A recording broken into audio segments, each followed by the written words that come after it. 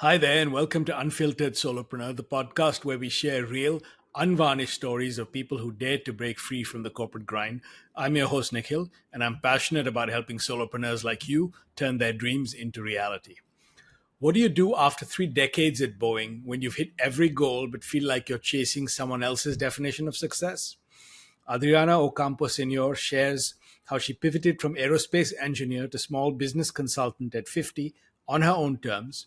We talk about saying no to the wrong clients, building credibility from scratch, and redefining success without hustle culture. If you've ever wondered if it's too late to rewrite your professional story or how to transition from corporate executive to independent consultant without starting from scratch, this one's for you. Enjoy, and I'll see you on the other side.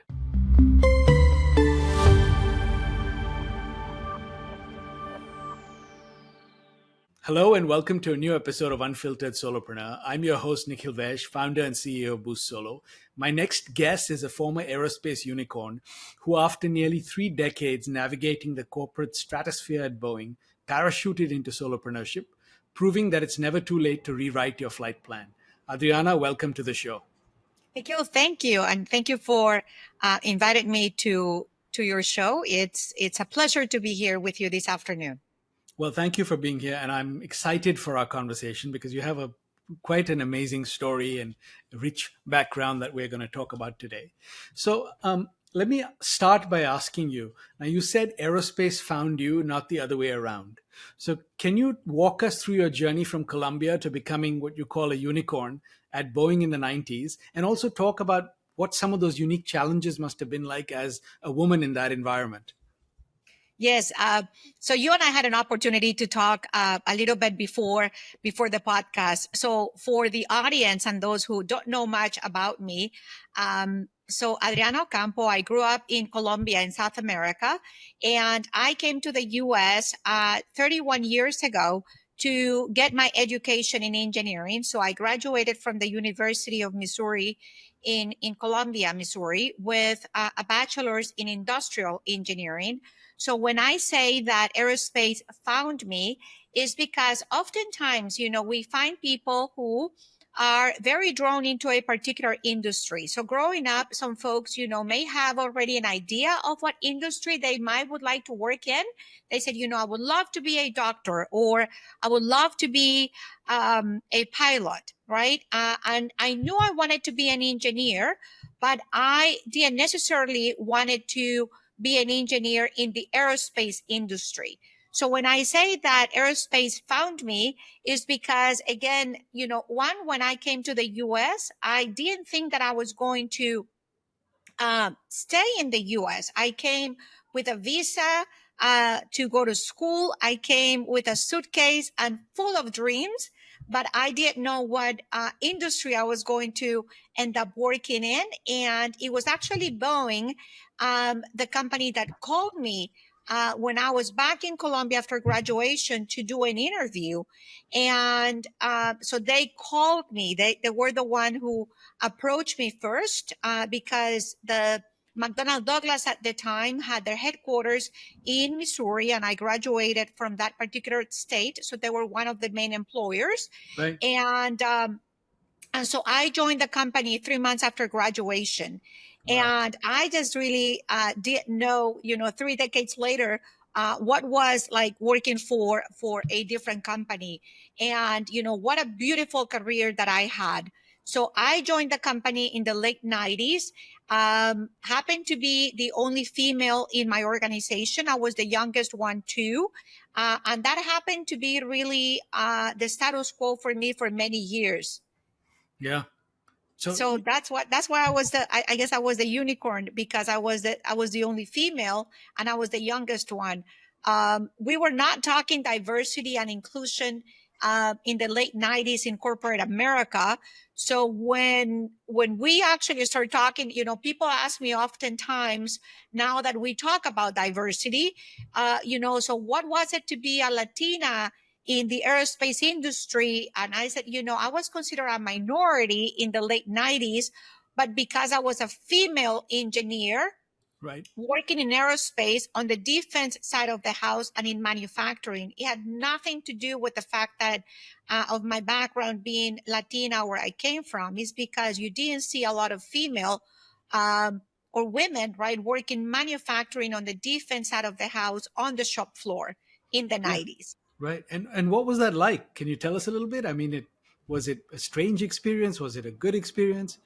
Yeah, it was so being around men wasn't different for me, only because growing up in Colombia, I was the only girl, so I grew up with two brothers, Okay. and my father has one brother, and my uncle has two boys. So although I did go to school, I went to an all girl school. Uh, Around my house and around my family, I was the only female. So Yeah. in that sense, right, I was used to be around men. Right. Uh, Something else too, which I think it's is a fun fact, is that my school, for instance, didn't have a Girl Scout program. My brother's school did have a Boy Scout program, and they were both in the Boy Scouts. And so I think my mom, there was no way that she could divide herself in two. So then she asked if she asked my brother's school if I could actually join the Boy Scouts, and they made an exception. So Wow. I was the first girl to be in the Boy Scouts at their school. And then they allowed two other girls to actually join the Boy Scouts. So again, I was the only girl in a Boy Scouts club. And so I guess that God knew what he had in the store for me later on. So when I joined Boeing, and even in college, right, we didn't see a lot of female In engineering, here right? at the University of Missouri. The majority were men in the College of Engineering. So when I came to work for McDonnell Douglas, and I was the youngest one, and I was the only female, that wasn't too strange for me. I think it was probably more strange for them than it was for me. And Right. so we had to get acclimated. Now, the part that was hard for me was to actually gain the trust of those who were working in that environment for 30 years. Right. And for me then to gain the respect. And so that was the part where I struggled a little bit at the beginning, but having mentors and having advocates really, really worked for me well in navigating, that part when I was young and I didn't have the confidence that I have today. Yeah, no, no. I mean, I would argue that you were a trailblazer even when you were in single digits, right? You joined the Yeah. Boy Scouts as the first Yeah. girl, and you've sort of been blazing a trail ever since. And I think, the fact that you earned their trust 100 times over is Mm. the 3 decades are testament to that fact. So the other thing you said, which was interesting to me, is after nearly 3 decades, you sort of had a powerful moment of reflection, right? When you said, "I don't even know what I'm chasing anymore," I think were the words you used. So what Yeah. led to that realization that, if I could say that your corporate ladder was maybe leaning against the wrong wall at that by that time? Yeah. I think that our priorities as humans overall change with time. And I recently wrote a book called Conquering the Peak of Success. And I think success means different things to different people. And throughout our lives, what we're trying to conquer is something different, right? Yeah. And so, very career oriented, especially in my 20s, in my 30s, trying to get to the next level in my career.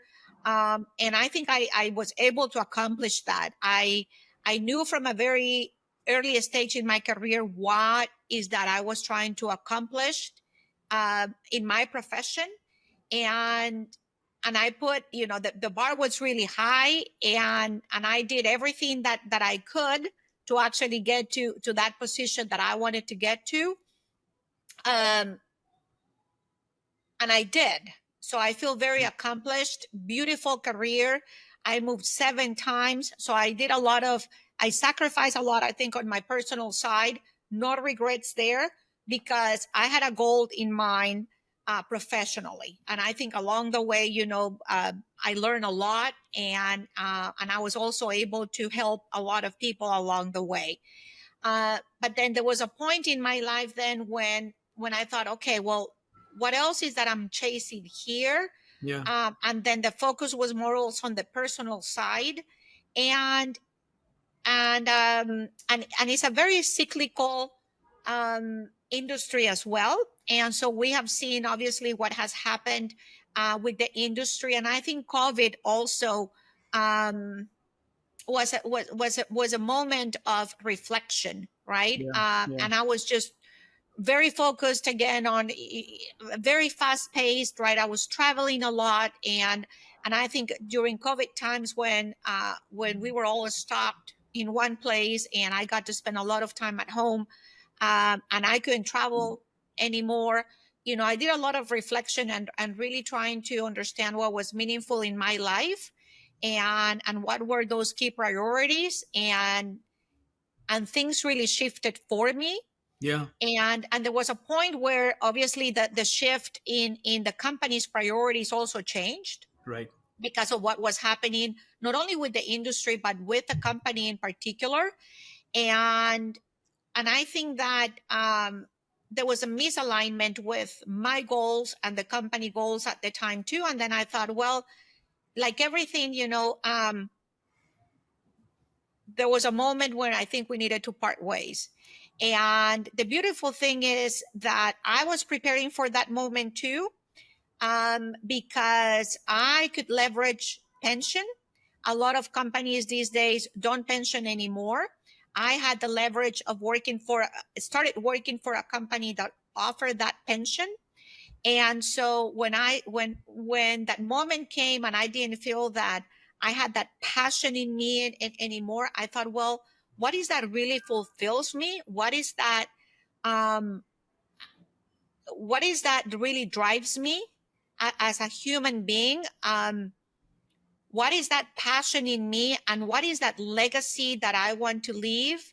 And that is really what I want to do in that second part of my life and my career. And that's what I'm doing now. And so I started preparing the last 2 years before I left Boeing to the point where I am today. Yeah, no, and it sounds like you accomplished all the things you had on your list, right? And like you said, all good things come to an end. It's not like you've been miserable and unhappy for like 20 years and you've been waiting to No, get no, out. not at all. You No, just I, reached, I, I was very blessed. yeah, Like I said, I mean, obviously the road always had its of up and course. downs, Yeah. like everything in life. But I was very blessed, and I think I learned a lot during that 3 decade journey, and it was a blessing overall. Yeah. Yeah, and you were also not ready to hang up your corporate, I mean, your No, professional shoes, right? You have no, another chapter. You're ready to take exactly. on the next challenge. No, I totally get that. You sort of reached the fork in the road, and I love how you said you spent a couple of years preparing, and we'll get into that a little bit too in terms of, because I think that's a very important message for a lot of solopreneurs to Yeah, hear. yeah. So now people talk about this thing, especially when you've worked for like 20, 30 years at the same place. People talk about something called an identity hangover, right? This Mm, feeling suddenly of like, who am I without a title, without a team, without a calendar full of meetings? Tell us a little bit about that shift. Did you yeah. go through that, and how did you navigate that? Yes, I definitely did. And although I got to do so many different things in those 30 years, I mentioned I moved 7 times. Yeah, My name was identified with Boeing. right.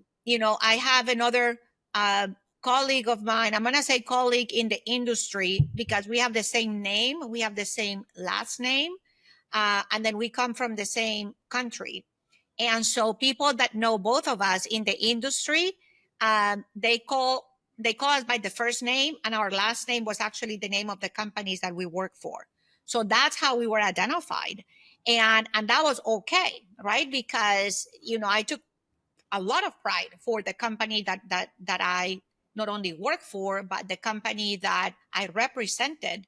Um, Not only as a professional, but also with the different organizations outside of Boeing that I represented. For 20 years, I was with the Society of Hispanic Professional Engineers, for instance. For many years, I was on their national board of directors. At one point in my career, I was the Boeing representative for SHEP. Wow. And so I took a lot of pride, and also attracting people to work for Boeing, etc. So uh, all that with great pride. Until then, you go, well, what does my life look like without Boeing? Because Yeah. that's all I know. That's the only company that I work for since I graduated from college. I had a lot of conversations with friends who also work for big corporations, and at some point in their careers shifted to work for another company. And I was like, wow, what does that look like, right? How do you go from working for this big corporation and then going for another one? I don't know what that looks like, because although I made many changes in my career, they were all under the same roof. Right. And I did have that crisis, until I had, I'm not going to say until, I think I started the conversation with this person. God puts people in our lives, I think, for different reasons. And one of these people, it was interesting because two people that I know from different organization sides of the world mentioned this one name, and they said, I think you need to connect with so and so. And I didn't really know why. And then once I started, one time I decided, well, I think I need to connect with this lady Jackie. For whatever reason, people want me to connect with her. So she happens to be a pilot. And so I thought, well, maybe it's because she's also in aerospace that people want me to talk to her. And then once, we connected, it just happens that, she has a marketing company. Not only she's a pilot, but then also um, she has so she has a marketing company, but then she's also a publisher of different books. And then once we start talking, she said, Adriana, Boeing is one part of you, but it's an enabler. But you, as I talk to you, there's a lot more about you. So you are you're an STEM ambassador. You do so much for your community. You have written books. And oh, by the way, I'm writing a book about Latinas in aviation. I would love for you to be a co-author of my book. So there's so many things that you represent, and Boeing is just one of them. Boeing is a corporation that you're a part of. And so she really helped me with my identity. Yeah. So because I said, I'm Boeing. She goes, no, you're not. Like, that's a company you work for. And another piece that really helped me, uh, it was actually with my name. And I've talked about this recently, because when I wrote my book, I picked up my full name again. And by that, I mean, in my culture, we use both last names, right? And when I moved to the US, so my mom's maiden name is Senior, and it's a Jewish Sephardi last name. Now, when I moved to the US, it's a custom here that men who carry the same name as of their father or grandfather, then they go by senior, junior, what have you, or first, second. And so people thought that senior in my last name meant like senior or Right. junior, whatever.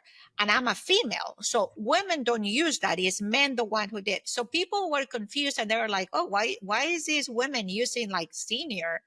Like, and I'm like, it's not senior, it's senior. And so then at some point, instead of me educating folks on, about my culture, I decided to drop off that last name. And when I became a US citizen, I dropped my second last name and I only went with Ocampo. Okay. And Boeing became my last name, Right. Yeah. And so then I had that identity crisis. And so then when I was looking at life after Boeing and I wrote my book, I decided this is a perfect time for me to really regain my whole identity and pick up my last name and my full name, because I'm not Adriana Boeing. I'm not, you know, compared to my other friend who has a similar name. Because when you carry both last names, that's how you identify really who I am. And so it's been actually it's been fun. It's been educational. It's been amazing, actually. I wouldn't ask for a better transition, to be quite honest with you. It was scary at the beginning. And what this transition has showed me is that when one door closes, many more doors open, and it's scary, but you have to learn to be comfortable being uncomfortable, because that's how we grow. Yeah, no, I love that. I love the lesson that you landed on too, because you're right. And every phase in life is a transition, it's a change, right? And Yeah, like you said, if we're not changing, we're not growing. And I think that's what agree. people sort of fear, the unknown or the change. And like you said, the doors do open, windows open sometime, and you have to go through them. And it's not always going to be the right one, but you will move forward, right? And you will end up in in the right place. But if you stay still, you're not going to go anywhere. So I Agree. love that. Yeah. So now Agree. let me ask you now in terms of, you also mentioned me sort of starting over at 50, but you said the advantage you had was you had a strong network and a reputation, right? So what was your sort of expectation of launching this solo consulting business, and how is the reality compared to that expectation? Yeah, that is a great question. So then that was my thought process. Then was there were three things I wanted to do. Yeah. So I'm passionate about working with people. I love helping people, and I like helping people grow, right? And so one of the many hats that I wore when I was at Boeing was working with small businesses. Hmm. And one of the challenges that I also saw when I was working with the small businesses is that, especially because I work for a company that develops technology and also relies on others that develop technology, Right. I didn't see a lot of women owned or minority owned businesses that were developing those technologies. I mean, there were small businesses, but not, the owners were not people that look like me. So then I thought, well, what if then, knowing the type of technologies that companies like Boeing are looking for based on their technology roadmaps, what if I create a consulting company that focuses then on helping small businesses understand the type of funding that is available for small businesses that are interested in develop these kind of technologies, and then help them, one, apply for them, and two, create those technologies, because there is a huge need out there Yeah. for technology development, not only for the Department of Defense, but in many different areas. And so that was one piece. Another piece is education. So we have seen, I mentioned that I'm involved with organizations like the Great Minds in STEM and SHEP. And one thing that we're seeing here in the United States is that we do not have a lot of individuals that are interested in the areas of STEM. And so one of the, part of the work that I do is being STEM ambassador. So going and talking to youth about what careers in STEM look like, and the different opportunity that are in many different industries, in this particular case in aerospace, and trying to attract more women to Yeah. actually get into STEM careers and in aerospace, so that we can close the gap. And so the other piece is education, and education is very expensive. So I was very blessed to graduate without having any debt. And so the other piece that I wanted to do was to contribute to education, especially for women and minority. So I was able to establish um, a scholarship under the name of my family last year to actually help women that want to go into STEM careers and be able to accomplish that dream if financially they cannot do that. If actually finance is what is stopping them from fulfilling that dream. So I Yeah. wanted to do that too. So those were, those were my goals. Those were the pillars. So what I tell the solopreneurs is one, looking inside in introspective, and then find out what is that fulfills you first. What is your purpose, and what is that you're trying to solve for? right? What is the big problem that is out there that you're trying to solve for that really aligns with your purpose? Yeah. And then you can create then a business that is dedicated to solve for that problem. And if you're doing it with something that aligns with your purpose and you feel fulfilled about it, then bingo, right? Yeah. You're now, you don't feel that it's a job, right? True. No, no. And I love that. Again, great lessons because you basically, your purpose or your why, right? You were clear about that. And also, Exactly. the other thing I love that you did was you brought your expertise that you've built to this, right? You didn't be like, you weren't like, oh, I'm going to go and like figure out how to make better jeans, right? Or something completely random. And you may do that down the road. But when you're first taking the leap, it makes sense to bring the area that you have knowledge and expertise in and turn that into your solo business I and think to you solve a should then, if problem. you want to be lucrative too, right? Because in this case, right, I'm not a nonprofit. I mean, Yeah. the scholarship side of the house is a nonprofit, but my business is a for profit. Right. And so, just because I was able to, I mentioned about the pension, right, and the fact that I prepare for this for this moment and being able to do the leap, I'm still too young to retire, right? Yeah. So I still have 10 more years of active life at least. And so I'm working for profit. Yep. Therefore, I need to, if I want to call myself an expert in a particular area, I need to work in an area where I have enough knowledge, right?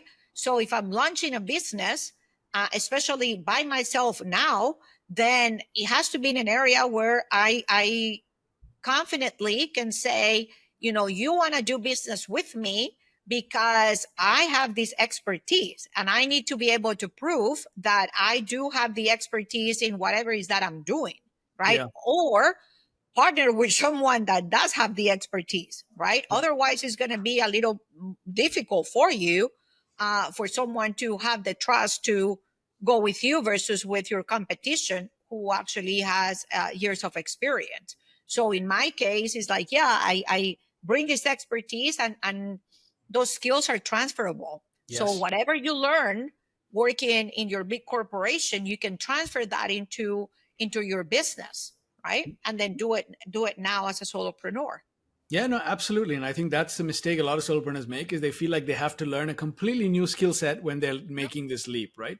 But you, Correct. like you said, you need to figure out what parts can translate in terms of like building a profitable business. So I Exactly. agree. Yeah. So understand what the challenge is, who Yeah. who your audience is. By Yeah. audience, I mean your client, your market. Understand what is that you're trying to solve for. So what problem is out there, what the challenge is for your particular audience, for your particular client. So that is your value proposition, right? That is the offering, is what you're trying to solve for them, Yeah. right? And it's not because of the money, it's because you really have a solution for them. So you need to empathize, have empathy for whatever situation is the one that they're in, and you're bringing the solution. So your service, your product is there to help them achieve whatever goal is that the one that they're trying to achieve, or solve the problem that they're currently in. And you're there for the long run, right? So it's not just to cash in, it's to really help them out. And you both have a similar goal, and hopefully, it's going to create that long lasting relationship. Because to Yeah. me, again, it's about the impact that you're trying to create in that particular area, Yeah. that you're trying to penetrate. Yeah. Right. And yeah, and to your point, you have to be solving a real problem, right? It can't just be something you think is a problem. So actually, I want to touch on that piece a little bit more. So in our call, you sort of mentioned that you talked about the tension between showing your diverse skill set. You have a real big toolbox of skills versus finding your niche, which you just touched on a little bit. So how did you ultimately decide which aspects of your expertise to highlight and which to leave in the background? Yeah, so I actually work with a coach in order to do that, because I had a lot of ideas in my mind. So when I said small businesses, well, there's a lot of small businesses out there, right? Right. Yeah. And then when I said, well, minority owned or women owned, but there's a lot of them out there too. So in order for me then to narrow down, then, so how about small businesses, or how about minority owned or whatever? So um, I really needed to, what's interesting is that I managed portfolio and a strategy. And it's easier for me to help you identify, set up the strategy for your organization than to do it for myself. Yes. And, it sounds funny or weird, but it's a lot easier for me to sit down and hear about your organization. I just did it for a nonprofit that I led last year.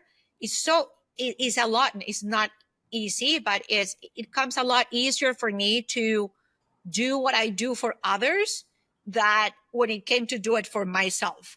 So I really needed to hire the expertise of others to help me do it, because it's so hard to do it for yourself.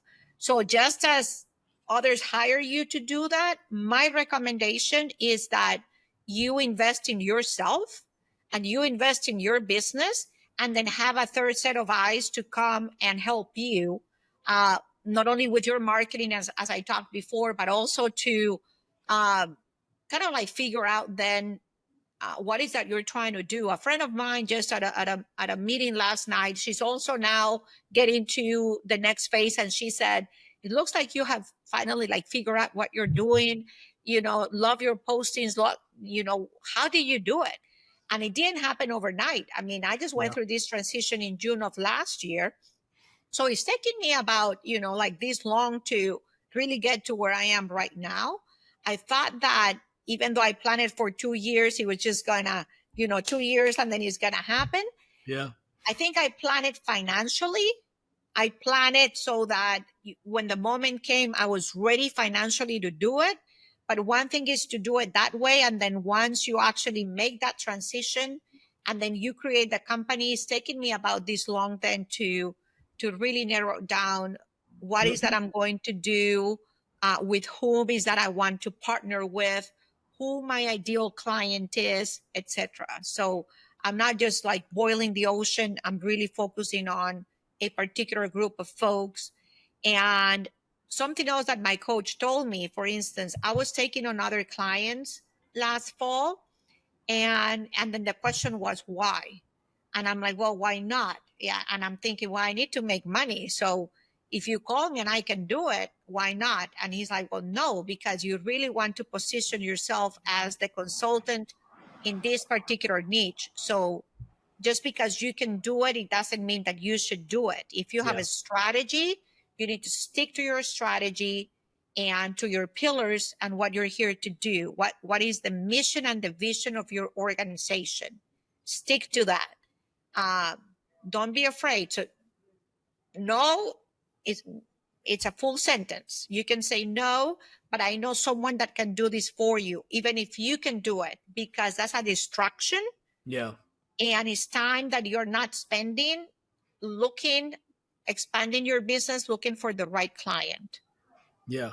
No, that's great advice and exactly what I tell solopreneurs too. And I know it's a hard decision, right? Because it's like, because in their mind, it's like, should I, can I, I need to eat and, or not eat, right? That's the way they think about it. It's like, but and it's very true though, because one of the questions I always ask them is, who are you turning away? Are you clear on who you will not work with? I don't want to know who you will work with, right? But no, I completely agree, and your coach is absolutely right. And also, you just did a great pitch for my brand boost program, because that's part of what I work with solopreneurs to help them define. And the other thing I will add is, it is really hard to do it for yourself. I just want people to know that, right? I mean, I do this for a living, and I've struggled with doing it for myself, Yeah, right? Because and I always say it's like, you cannot write the label from inside the bottle. That's the best way I can I love describe it, that. I right? love that. And I think I got that from Scott Galloway. So I don't, give him credit. I think I don't remember where I got it, but I always love that, and I think that's what people need to understand: is no matter how much of an expert you are, you will have blind spots when it comes to yourself, and you will not be able to see the things that someone, who's got the expertise or is sort of looking in can see from the outside, right? So I think it's very important, and I'm really glad that you sort of have been on that journey. And so the other thing I wanted to ask you was, what's been the most unexpected challenge in sort of building your visibility and credibility as a solopreneur? And you sort of talked about this journey you've been on, but could you talk a little bit more about some of the challenges that you've faced? Yeah. So I thought it was going to happen quicker, Right. right? Because like you mentioned, you look at my resume and then you go, oh, I got 30 years of experience. You have received, all these accolades and all this recognition. So I thought, hey, people know me, right? Um, People know who I am. And so now I'm going to go as a consultant and I'm going to receive all these calls right away. It doesn't happen right away, right? Um, it's not like I'm working for one of the big consulting companies that we used to hire when I was at Boeing to come and work with us. I'm just going on my own. And so other people that have gone through this process warned me before, right? And they said, Adriana, it's not going to happen overnight. But I'm thinking, people know who I am and they know the background. They know my background. They know the kind of work that I did before. So even though I was warned about it, and even though people told me, I think I had a different expectation and I thought it was going to happen. It was going to happen quicker than I thought it was going to. Now, that's one piece. Now, the other piece, which was positive though, is that at the same time that because I was leading this nonprofit organization, I was busy, and I was busy fulfilling that role, and I released the book. So I mentioned that. So I was doing my book tour, and so all the work that I was doing really helped me position me to where I am right now. So don't think that make sure that the work that you're doing, I think, it's aligned where you want to go. Yeah. And also my coach then was telling me, make sure then that whatever is that you're doing is aligned with where you want to go. So I had my calendar, I had my agenda. I book, meetings. I was going to these meetings here and there. And at the beginning, I was going to way too many things. And then I realized, I need to be a strategic, like the same way that I was being a strategic when I was Yeah. at work with the corporation. So why am I going to this meeting? What is the purpose of this meeting? Who am I meeting at this meeting? So what is the ROI really? Yeah. So I start putting like KPIs really on me going to these meetings. And then I realized I don't need to go to all these meetings. My time is valuable. And me attending these meetings needs to have a purpose. And I need to be a strategic. What is that I really need to land by going to this meeting? Is there going to be a lead? Am I meeting with someone in particular? But don't go for the heck of going. Treat your time the same way that you were treating your time when you were with a corporation. Right. And so that also was a mind shift. Yeah, no, that makes a lot of sense. And I think that there's a really important lesson there, right? Because you can feel like, so there are two things, I think. One is, I think social media paints this picture that if you build it, they will come, right? And it's not how it happens. No. And you have a powerhouse resume, you're known in the industry, and still, it takes time. It just takes time for anybody. That's one. And I think the other thing, which I love what you said, was a lot of solopreneurs get in the trap of doing things, right? It's like they feel like I'm doing so many different things, but nothing is working, nothing is happening. So I love what you said about just, almost putting a KPI to everything that you do. Is it going to help me win a lead? Is it going to close, a sale? Is it going to move the business forward or not? And if you start Mhm. evaluating it through that lens, I think you become much more efficient and productive, right? And I think that's the problem, is like you can end up doing a lot of busy work where you're really working very hard doing 100 different things, but maybe two of them are of value in terms of building your business or moving you forward, right? So I think, I yeah, agree. It's like an employee at the office. It's yeah, not. It's nothing different. Yeah, you can be 8 hours at the office and only do 2 hours of productive work.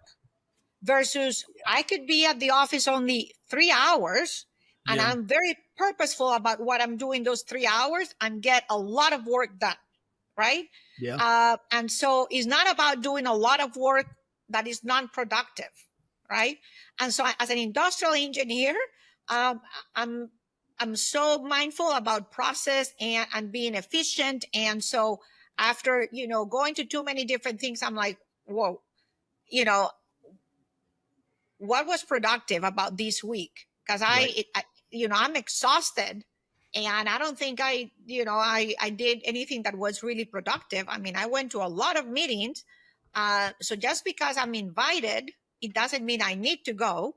Um, because so again, it is doing that kind of analysis, and so be determined, be mindful, be strategic. I think yeah, is the word, right?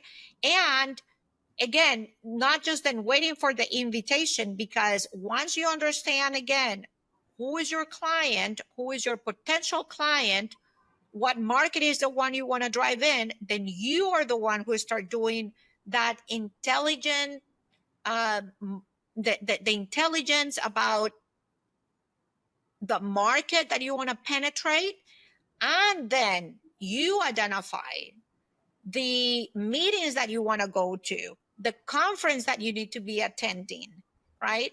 yeah, Because that's where the potential client is at, or the potential partner is going to be at. So you are the one who start driving those decisions about where is that I need to be, versus those invitations that come to you that are just noise and distractions. distractions. Yeah, no, you're right. You're much more strategic about it then, right? Which I think is very important, because our Yeah, time is our most precious commodity, right? time is Oh, yeah, valuable. yeah.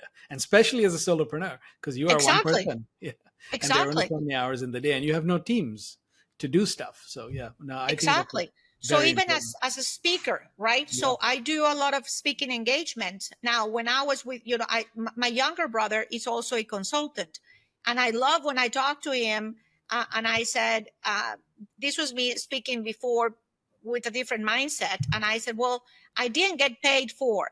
And he goes, no, wait, you always got paid for, right? And he was talking about when I was working for a corporation. He said, you always got paid for everything that you did before, because you got paid for travel, you got paid for whenever you went to those conferences. My time was paid for, yeah, right? yeah, I didn't get paid additional, but my my time was built into it, right? So yeah. I was getting paid for that. Now Right, he right. goes, if I don't build, I don't get paid. Yeah, yeah. True. So I thought, oh, he's absolutely right. I was always getting paid for all of that, right? Because I was allowed to go. It's not like I had, and even if I had to take vacation time, for instance, I was getting paid for that vacation day, for Yes. that PTO, Yeah. right? So now then, um, another friend of mine who works independently, then he said, Adriana, I only do X number of pro bono every quarter. Yeah. So you need to be strategic about how many pro bono events you do, because again, time is valuable, and you're no longer working for the corporation that actually pays for you to do these outreach activities. And so you have to be mindful and selective of which events you do pro bono versus which events you need to you actually charge for. And there's times then where now I have to say no, because I already did my X number of pro bonos this quarter, and organizations need to understand that. Yeah, no, you're absolutely right. And quite literally time is money for a solopreneur, right? Like you just said, like your brother said. And I did that last year. I ordered my time and I realized I was giving away so much of it, which is, instinctively people want to help people, but you have to be business minded, right? Like you said, Exactly. we're not running a non-profit or a charity. You can carve out a portion of what your passions are, but you have to still pay the bills, right? So Correct. yeah, I think that's a really So great I'm lesson. being very mindful about that now. Yeah, I no, think I did a lot. I did a lot of that freebies last year, and so people expect that of you now, and I go, sorry, and then you just explain, and that that's it. yeah, true. And people accept that. You draw your boundaries. And I think that's also about drawing your boundaries as a solopreneur, right? That's a lesson. And I think you just sort of learned that on the journey.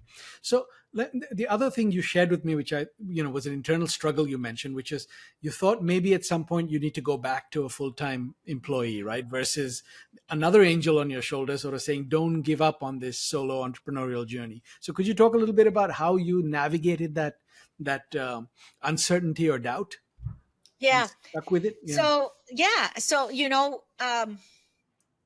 though again I've talked about financially being prepared for this moment, I'm used to one. I'm used to a lifestyle, Yeah. and I'm used to that paycheck coming in, right? And so when you don't have, and again, I had the expectation that I was going to have all these clients coming in quickly, right? And that wasn't happening the way that I wanted to. And I'm used to things going my way. By the way, that's my personality too, right? And things were not happening in the time frame that I was anticipating. Then I thought, well, and there's opportunity for Yeah. me to go back to work for other companies, and there were propositions on the table. Then I thought, well, what if I'll just go back and take on another job and then go and work for another corporation? And then not one but more than one person actually told me, Adriana, don't. I mean, so soon. I mean, you work already to position yourself to be where you are today. And so soon you're going to give up and then go back. And nothing wrong to work for a corporation, by the way. So I'm not trying to say that it's wrong, or that I had a negative time working for a corporation. What I'm trying to say is that after 30 years working for a corporation and then being ready to make this leap, so soon I was then going to give up everything that I've worked to make this leap, only because things were not happening fast enough. Right. And so I'm not even giving myself a year, right, to Yeah. try Yeah. this. And so I'm so glad then that I didn't do it. But again, it's because um, I had the wrong expectation that things were going to happen a lot quicker than I thought they were going to happen. So be patient, right? Stay focused. Uh, keep working. Keep just hang in there. It's Yeah. gonna happen, but stay focused on the right objectives, right? And then the right opportunity is going to land. I promise. Yeah. And As you're long right. as you as long as you continue working right on the right objective, Yes. right? Yeah. And like you You said, have the right plan in place. right. And you stay focused, right? And not go down rabbit holes with distractions, because that's so easy to do. The moment you think, okay, this is not working, you're like, okay, maybe I'll try this and that might Yeah, work. no, And then you go to the next thing. And then, yeah, you don't end up actually committing to anything to or anything. being focused on anything, right? And you just sort of, it's like I forget what the word is, like a sinkhole, right? Of like, of feeling like, oh my God, nothing's working. So no, I Right. agree. And everything takes time, right? Everything takes time to do. Anything that's It's done well. persistence. It's, Yes. it's, it's persistence and it's perseverance. So stay focused and then don't give up. Just stay put, and then having a clear goal, and continue working towards that goal. Don't give Yeah. up. And ask for help, right? Like you did. You've got a Oh yeah. coach, you've got other people, you've spoken to people like the pilot, Jackie. So, yeah, I think that's another thing we don't do enough of. So, Yeah, and the networking is amazing. I'll yeah. give you an example. So I'm a member of an organization also called Success North Dallas, and you go to these meetings once a month, and I love because they say anyone in transition, you can stand up and then you can say, "Yeah, I'm let's say I'm out of from Boeing and I want to work for another organization." Or you can say, "Hey, I have a new business. This is what I'm doing." And then you can offer your services. Even when I launched my book, I just went there and I talked about my book, right? So go to these meetings again, if with a purpose, Yeah. ask to be on the agenda, for instance, if you need to, send out, notifications on social media about what is that you're doing. So networking, I think, is very important to get the word out there about what is that you're doing. Do a newsletter, or again, find out uh, what are the organizations that do like type of work, and then go and attend those. Right, find out what the industry is doing, and then attend those kind of meetings, because you're not alone. Yeah. But Yeah. you need to be a strategic again, like we were talking about, and ask for help. Yeah. And go with a purpose, like you said, right? So, Yeah, make it count. Don't just show up and think like you've spent some time there and things will just pop up out of the blue, right? Because it that is doesn't work correct. that way. Yeah. So the other thing which I wanted to touch on, you mentioned sort of being so structured and responsible with your finances, right? You mentioned that a few times in terms of being prepared for this during your corporate years. So I'm curious, how has that approach helped or hindered you in this unpredictable world of solopreneurship that you now find yourself in? I think help, Yeah. right? Help because I mentioned that um, the work had, I anticipated all this work coming to me right away, and it did. So you need to have that cushion, Yeah. right? Because you have to pay your bills, right? Sure. And so um, at some point, even I said then I wanted to go back and then take another corporate job. And so the fact then that I have income coming in from other sources, right, allows me, and those savings Yeah. allows me right now then to say, no, I don't need to do this, right? Because I have means to pay for my house, for this right now. Desperate times call for desperate decisions. And so Right. you don't want to be in that situation, No. right? Yeah. So I'm not in that situation because when I say that I prepare for this, means that I have financially right now, then I have a mean to pay for all my the fixed Costs. things that Yeah. I need to survive, Yeah. Yeah. right? Right. Uh, yeah, and so and okay, right?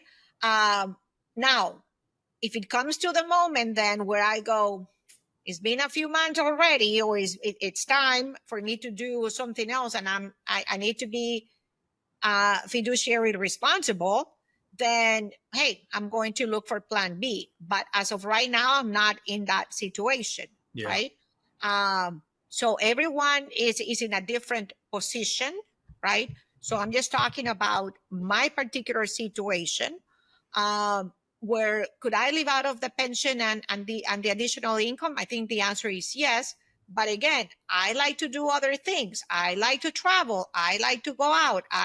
So then I don't want to then use my savings to do that. I want to generate additional income Sure. so that I can leave my savings alone, and I want to generate additional income. And like I said, I love helping people. Yeah. So if I can do all of that at the same time, bingo. Yeah. That's the perfect recipe, right? Right. Yeah. No. And I love that you've given yourself a runway. Right. Is what you're saying. You basically said you've given yourself time to basically invest in your business because it does take time for it to take off. And the other thing which I really like that you said is don't make decisions from a position of desperation. Right. going back to what you were saying earlier also, because you otherwise you end up taking on things that you may not ever want to work on, or work with people you never want to work with. And I then, agree.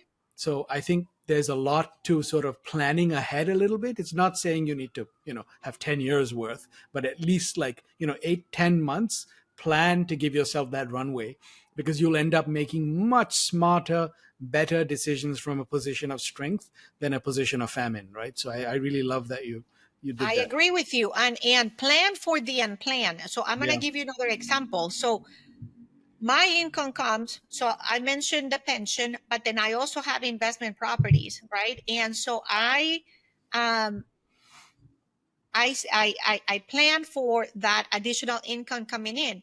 Well, guess what?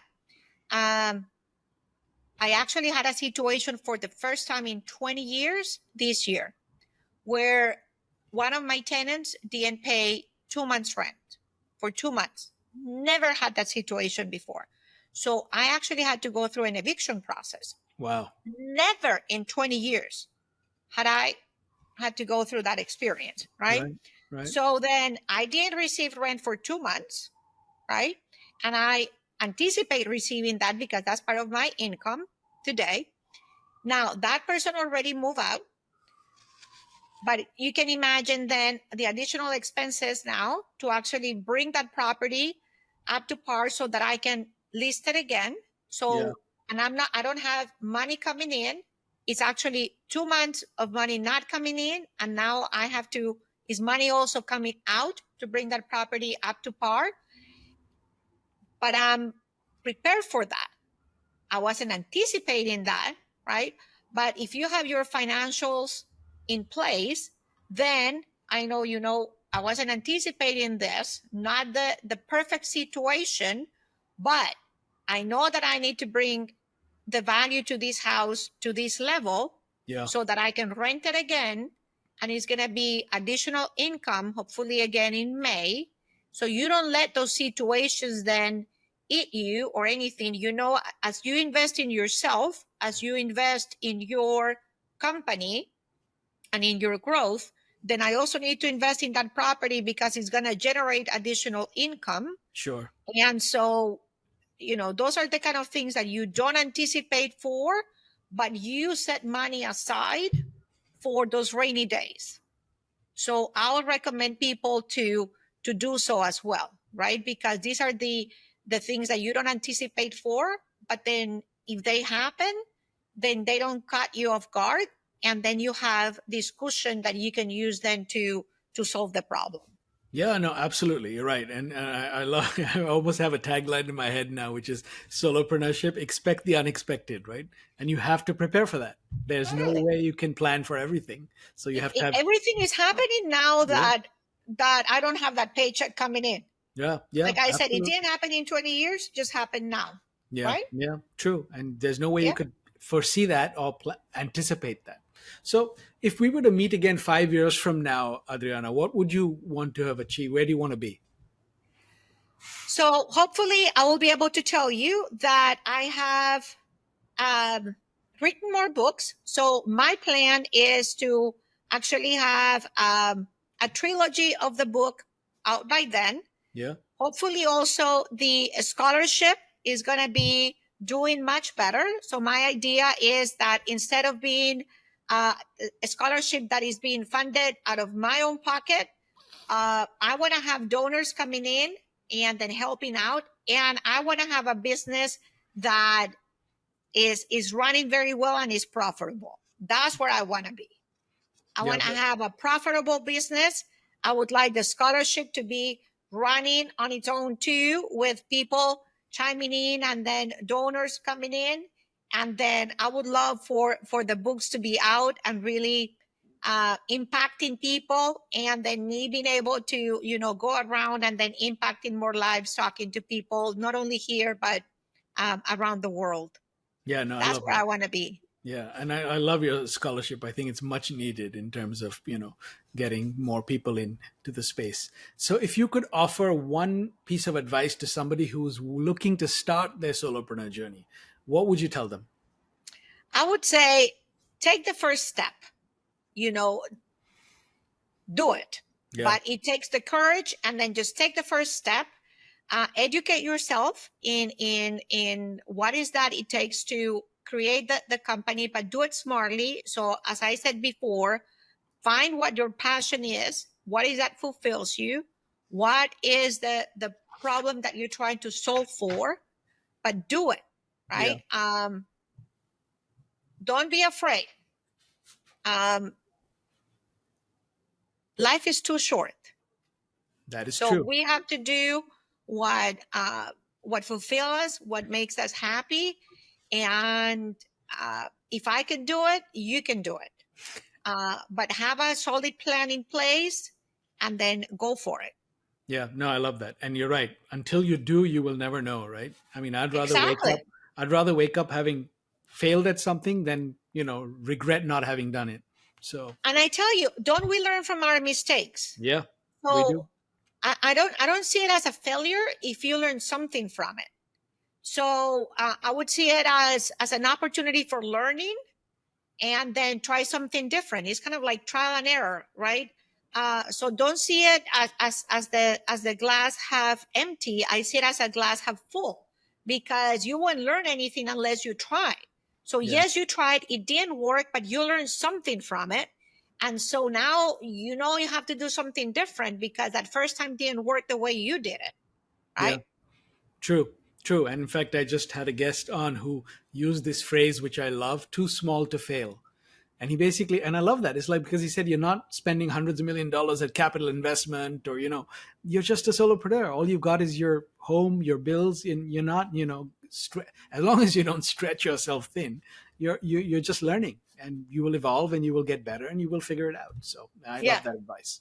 So is there anything else you'd like to share with our listeners that we haven't covered, Adriana? No, Nikhil, I think what you're doing, I love the fact that you're creating this platform for people to share, um, their experiences. And hopefully, we are creating this we're planting this seed in people's mind. Those who actually have probably an idea and they would like to go, do it, but then they don't know, should I go? Shouldn't I go? And I think the answer is yes, go do it, and then we're just giving them some ideas, or those who are in the same shoes that we are and Yeah. think that whatever they're experiencing, they're the only ones who are on that boat. We're telling them, no, we're all on the same boat, and it's okay, right? So you're creating, I think, this community, this sense of community, and I love it. So thank you for thinking of me and for allowing me to share my story with others. No, thank you. Thank you for sharing your story so honestly. But now that actually we have our rapid fire round, and before we end, so I'm going to just throw 4 or 5 questions at you, and just give us whatever comes to mind. Right? It's fun. So, Okay. what's one thing you absolutely don't miss about corporate life? Having to respond to others Okay, and do things that I don't want to do. I love it. Between engineering precision and entrepreneurial creativity, which do you lean on more these days? I think it's both. I'm gonna tell you, when I first started working for Boeing, and they identified me as what they call high potential. They did this test on me Yeah. to identify, and the first test came out that I was very right brain, left brain. So they thought, oh, had to be a mistake. We're gonna do it again, and it came about the same. So sometimes I tend to be very process oriented, very detailed, and then sometimes I tend to be very creative. So I think what it requires for me to be one way, I could be very engineering, detail oriented, and then when it requires for me to just be creative and then let my hair down, I could be that way too. See, So I'm doing both right now because it's only me. So I don't have a team where I go, oh, I'll delegate this to you and you do this. I'm now the one woman show. So I'm doing both. you are a unicorn, Adriana. If you could instantly download one business skill you don't currently have, what would it be? On the financial side, I have an MBA and I'm strong and I got P&L, but I want to be a lot more savvy when it comes to investments. Okay. investments, I'll give you an example. Like I was with a company yesterday that do investment from a like mutual funds perspective, and then I want to be more savvy in that area. You know, Okay. if I were to listen to um, entrepreneurs that are creating their own company, and I go, oh, I really want to invest maybe in this venture capital. I want to be more savvy in that particular area. Okay. Yeah. And that's an important area. What's one unexpected place you find inspiration for your work? I love running, and a lot of my ideas come when I'm running. Okay. They're not in the conference room.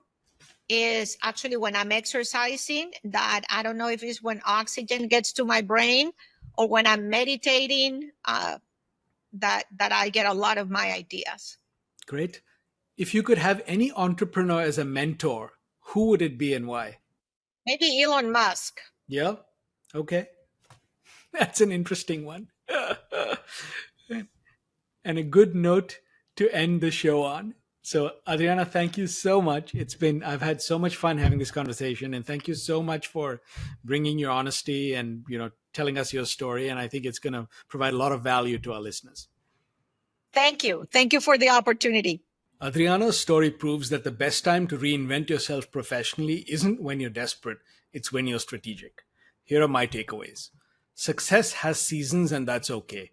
Adriana accomplished everything she set out to do at Boeing over 3 decades. She didn't leave because she was miserable. She left because that chapter was complete. Solopreneurs, the greatest success is recognizing when you've conquered one mountain and it's time to find the next one. Growth requires letting go. Your identity extends beyond your corporate title. Adriana realized her identity had become entwined with Boeing after 3 decades. Reclaiming her full name became the first step in reclaiming her whole self. Actively cultivate your identity independent of your business. Your self worth should never be solely tied to your professional achievements or failures. Financial preparation buys you strategic patience. Adriana spent 2 years preparing financially before making the leap. This wasn't just about having savings, it was about making decisions from a position of strength, not desperation. Your runway isn't just money, it's freedom to say no to the wrong opportunities and yes to the right ones. Plan for the transition, but also plan for the unexpected. Expertise transfers, but positioning takes time. Despite 3 decades of experience and industry recognition, Adriana still had to build credibility as a solopreneur. Many assume their corporate reputation will instantly translate to solo success. It doesn't. Your expertise is your foundation, but your positioning as an independent consultant is a separate skill. Be patient with the process and strategic about where you invest your time. The strategic power of saying no as a solopreneur. Adriana learned the hard way that just because you can do something doesn't mean you should. Her coach's advice was game changing. Stick to your strategy, even when it means turning down revenue. Every yes to the wrong opportunity is a no to the right one. Define who you won't work for as clearly as who you will. Why time management makes or breaks solo businesses. The shift from corporate life, where speaking engagements and networking were paid time, to solo life, where every hour directly impacts your bottom line, requires a complete mindset shift. Audit your time like you'd audit your finances. Set limits on pro bono work. Be strategic about your networking. And remember, if you don't bill, you don't get paid. Adriana's journey from Boeing executive to independent business consultant reminds us that successful career transitions aren't just about having a great idea or passion. They're about combining purpose with strategy, expertise with patience, and dreams with practical planning. Thank you for listening to Unfiltered Solopreneur. If you got value from today's episode, subscribe, leave a review, and share it with another solopreneur who needs this message. Until next time, keep breaking free from the corporate grind. And remember, your story is your most powerful asset. Live solo or die corporate.